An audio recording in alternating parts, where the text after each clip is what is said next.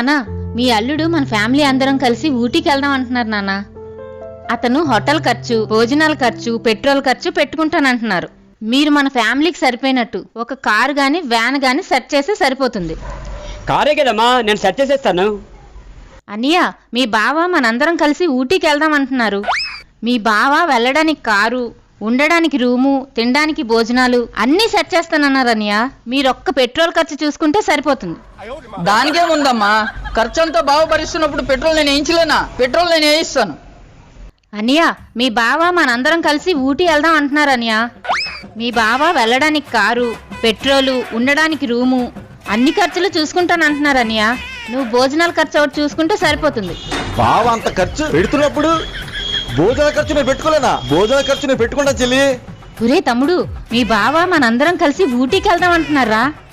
మీ బావ మనందరం వెళ్ళడానికి కార్ ఖర్చు, పెట్రోల్ ఖర్చు, భోజనాల ఖర్చు పెట్టుకుంటానన్నారా? నువ్వు మనందరం ఉండడానికి రూముల ఖర్చు పెట్టుకుంటే సరిపోతుంది. బావ అంత ఖర్చు పెడుతున్నప్పుడు రూమ్ ఖర్చు నేను పెట్టలేనా అక్క?